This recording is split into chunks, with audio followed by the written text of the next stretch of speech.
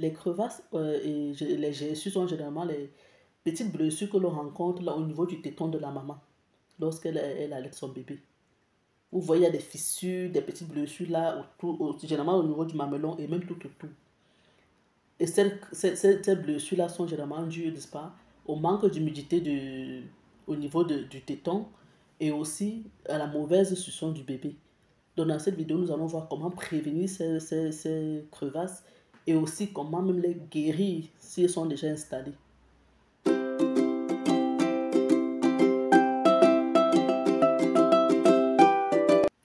Coucou la famille, j'espère que tu vas bien. Si c'est ta première fois que tu passes ici, Blandine est mon nom.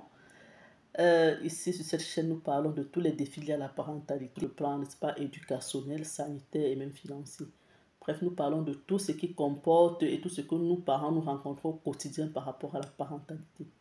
Donc, si c'est quelque chose qui t'intéresse, si cette thématique te parle, n'est-ce pas, la seule chose que tu as à faire, c'est de t'abonner et activer la cloche de notification pour que lorsque je publie, tu reçois directement l'information et tu ne manques aucune vidéo à ce sujet.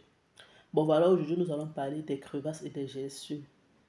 Comme je l'ai dit à l'introduction, les crevasses c'est quoi? Vous savez, lorsque la maman allaite l'enfant, parfois lorsque l'enfant est mal placé ou alors lorsque le sein est trop sec, parce que quand on parle de crevasses, on parle généralement des fissures. Et les fissures proviennent du manque d'humidité. C'est valable pour tout genre de crevasses, pas seulement pour les crevasses mammaires. Même pour les crevasses, parfois, au niveau de la plante des pieds, vous voyez les pieds se fendent. Vous voyez même lorsque le sol même en lui-même manque peut-être, le sol en lui-même manque peut-être de l'humidité, il se fendit. C'est la même chose pour le sein. Donc, l'astuce que je vais vous donner aujourd'hui pour remédier, n'est-ce pas, à cette situation de crevasse et de gerçures est une astuce assez simple et naturelle. Tout ce qu'il y a à faire d'abord, c'est de premièrement se rassurer que lorsque le bébé tète, n'est-ce pas, que sa bouche soit bien placée sur le sein. Parce que s'il place mal la bouche sur le sein, au moment de la succion, il va attirer, surtout si la langue est placée là entre les gencives. Cette pression-là, ça va créer une tension au niveau du bout du mamelon.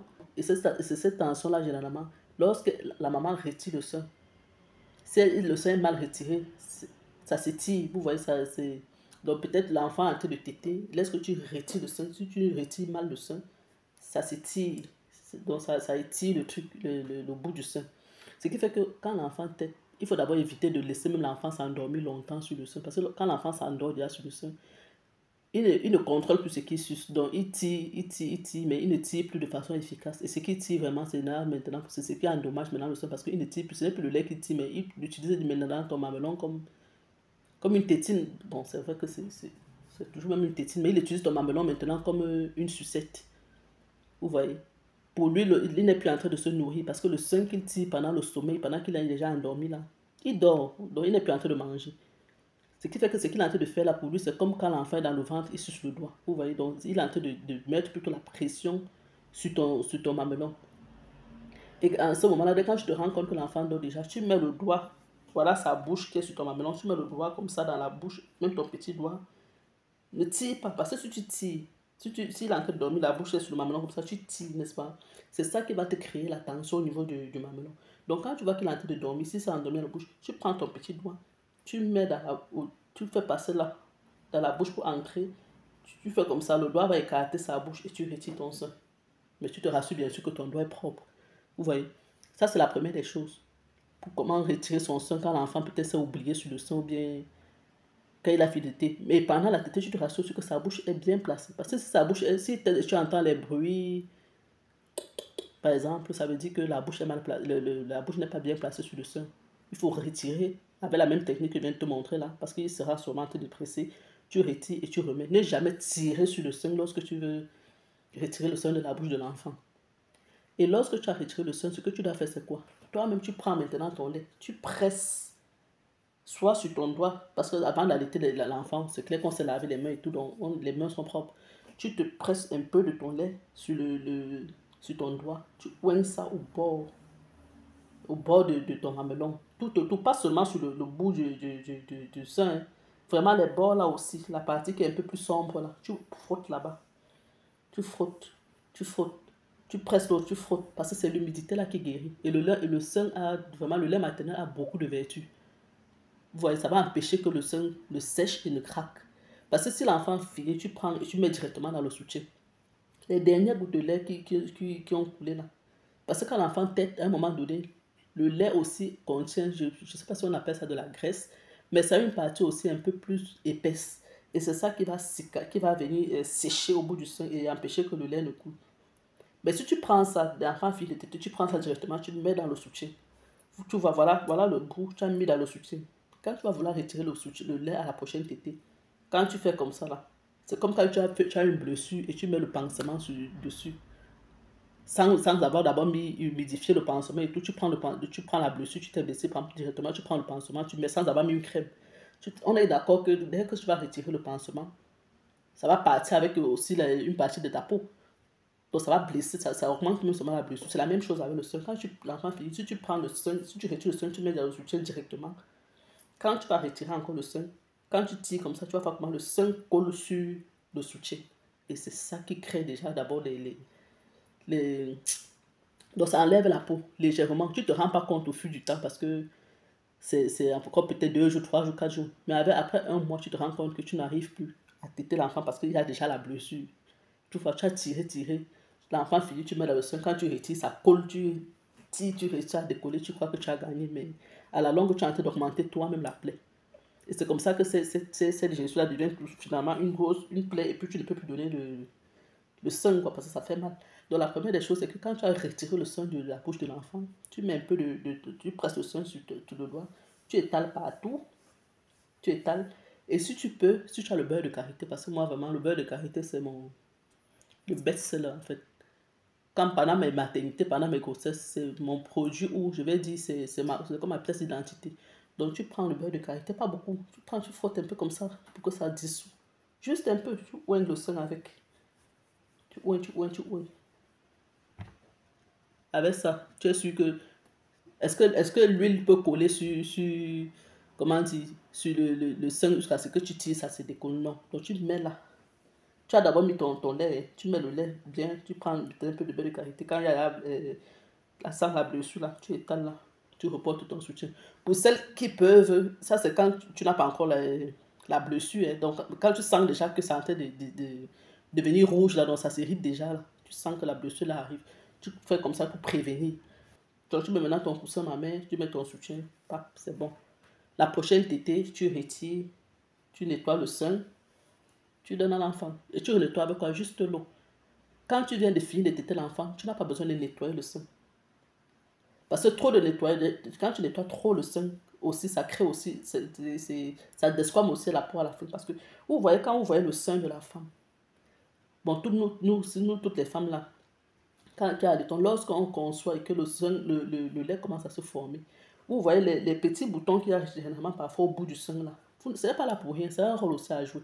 Ce n'est pas une décoration de sein ou bien. Son rôle c'est quoi? C'est que les petits boutons là, lorsque la femme est en train d'allaiter, si tu presses même toi-même le petit bouton là comme ça, c'est des boutons naturels, c'est normal. Si tu presses ça, tu vas voir quelque chose là-dedans qui va sortir un peu comme une graisse. Et pendant que tu sécrètes cette graisse-là, c'est ça aussi qui sort. Donc, généralement, ça sort aussi pour aider à la protection de la surface du sein. C'est son rôle là-bas.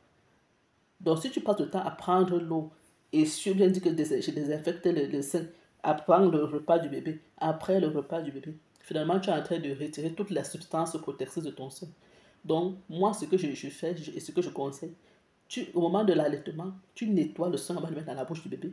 Mais lorsque le bébé a fini, tu ne prends plus l'eau pour nettoyer le sein. Tu prends juste le lait du bébé, le lait maternel, tu oins le sang avec, tu prends un peu de beurre de karité, tu mets dessus, tu mets ton coussin, tu portes. Et maintenant, s'il y a déjà la blessure, là maintenant on est dans l'étape de la guérison. S'il y a déjà la blessure, tu fais la même étape, mais maintenant, au lieu de prendre juste le coussin et porter, tu prends ce coussin-là, le coussin que tu as pris là, tu presses le lait, ton lait maternel là. Vous connaissez les coussins d'allaitement, c'est comme les disques de coton comme ça là, mais seulement que ce n'est pas imperméable. Le disque de coton, lui, il est rond des deux côtés et puis il n'y a pas de film qui le protège. Donc tu prends le coussin d'allaitement. Si tu n'as même pas le coussin d'allaitement, peut-être que tu es dans un endroit où tu n'as pas de coussin d'allaitement, tu peux prendre une compresse ou alors un coton. Tu prends peut-être maintenant, il y a les plastiques transparents qu'on couvre les repas avec là.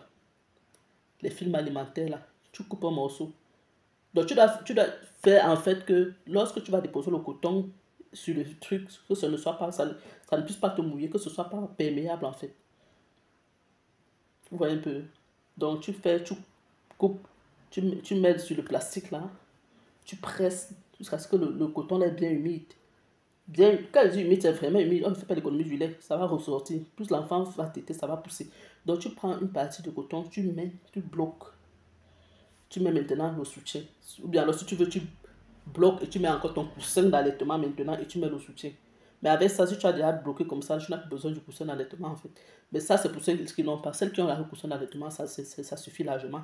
Tu presses, tu presses, tu presses, tu bloques. Évitez toujours que vos coussins d'allaitement soient totalement secs. Parce que si c'est totalement sec, c'est vrai que le coussin d'allaitement est fait pour que le lait ne traverse pas le soutien de la façon que quand au milieu des gens, regarde l'habit c'est mouillé, oui. Mais ne faites pas aussi que ce soit totalement sec. C'est bien, si tu mets le coussin d'allaitement et que ça reste trop sec, toi-même presse par moment un peu. Tu vois, tu presses un peu le sein, tu presses un peu pour que ça mouille un peu le coussin là, et le coussin va garder les bouts de tes seins humides. Donc c'est un peu ça. Comme bon, en récapitulatif, je me répète, pendant la succion, tu te rassures que le bébé a bien posé sa langue sur le sein. S'il s'endort, on met le petit doigt, on ne tire pas le sein de la bouche de l'enfant, on met le petit doigt, on retire, tu mets comme ça. Quand tu vas mettre comme ça là, la bouche doit s'ouvrir et tu retires ton sein en se rassurant que les doigts sont bien propres. Lorsque tu as tiré jusqu'à ce que tu as retiré le sein, n'est-ce pas? Tu prends maintenant le lait, tu presses le reste, le lait sur ton doigt, tu oignes ton sein avec. Tu ne suis pas avec l'eau, tu oignes ton sein avec, on ne nettoie pas. Après que l'enfant mange, on ne nettoie pas, on laisse le plat sale. Voilà. Tu oignes avec l'eau. Tu prends un peu de beurre de karité. Bon, d'autres utilisent l'anoline, quelque chose comme ça, mais moi, pour moi, je suis fan des produits naturels. Donc, tu prends le beurre de karité, tu frottes un peu.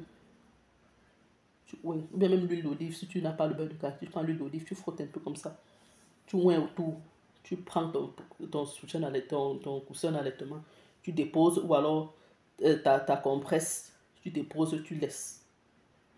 Ça, c'est quand il n'y a pas encore la blessure, mais quand on sent déjà que ça peut arriver. Parce qu'il y a les rougeurs, mais même s'il n'y a pas les rougeurs, pour prévenir, donc on n'attend pas que la maladie se dépose pour chercher comment guérir. Si tu fais ça chaque fois, tu n'auras pas de crevasse. Tu n'auras pas de gerçure, c'est clair. Mais maintenant, si jamais tu as manqué cette étape-là et que la gerçure, la crevasse est déjà là, tu prends maintenant, en plus de ces étapes-là, tu prends un coussin d'allaitement, tu presses ton sein jusqu'à ce que le coussin est humide, tu déposes et tu portes le soutien. Si tu n'as pas le coussin d'allaitement, tu prends un disque de coton, tu coupes un peu un plastique, un plastique alimentaire, un film alimentaire, tu déposes ton disque de coton dessus, tu presses, tu déposes et tu déposes ton soutien. Tu portes ton soutien. Ça fait que je précise de mettre le plastique en bas. Pourquoi? Le plastique va empêcher que l'humidité, le lait là ne traverse ton habit. Et en plus de ça, ça fait que l'humidité du coton reste dans le plastique. Donc ça reste sur le sein. Tu vois, tu fais ça comme ça chaque fois que tu as fini de téter. Et même si la blessure est là, n'arrête pas de donner le sein à l'enfant. Parce que si tu arrêtes de donner le sein à l'enfant, ça va s'assécher encore plus et ça va te créer maintenant encore on appelle ça quoi, les engorgements. Les engorgements, déjà tu touches le sein comme ça, là, comme tu as l'impression qu'il y a des cailloux dans le sein, les boules. Ça va te créer des engorgements. On pourra aussi faire une autre vidéo pour voir comment traiter ces engorgements. Ça va te créer des engorgements et ça, c'est un autre débat encore. On ne veut pas arriver jusque-là, n'est-ce pas? Donc tu continues à donner le sein à l'enfant. Même si tu ne peux pas donner le sein, que c'est trop douloureux, si tu trouves que c'est trop douloureux, parce que ça fait vraiment quand même mal, si tu trouve que c'est trop douloureux, tu peux prendre le tire, tu tires. Mais il faut que le sein continue de couler. Il faut vider le sein. Il y a même d'autres, je reste sur les astuces naturelles parce qu'il y a d'autres qui préfèrent acheter les tétines en plastique. Là, il y a déjà un genre de tétines là qu'on met sur le bout du sein pour téter. Mais là, comme je dis, pour rester dans le côté vraiment le côté naturel, on passe sur des astuces de base où on ne veut même pas gaspiller de l'argent. Donc, c'est comme ça, on a déjà ça en nous, on traite avec ce qu'on trouve facilement, quoi. Bon, voilà mes chéris, je suis arrivée au thème de cette vidéo. J'espère que vraiment le message est passé, que tu as apprécié l'astuce. Si tu as d'autres astuces aussi à compléter pour, n'est-ce pas, vraiment remédier à cette situation de douleur ou bien de bleu, celui-là au niveau de nos seins, n'est-ce pas? Tu nous laisses un mot en commentaire. Si tu n'as pas de mots, tu peux aussi nous laisser peut-être l'endroit où tu regardes la vidéo pour que je sache un peu par où on me suit, n'est-ce pas?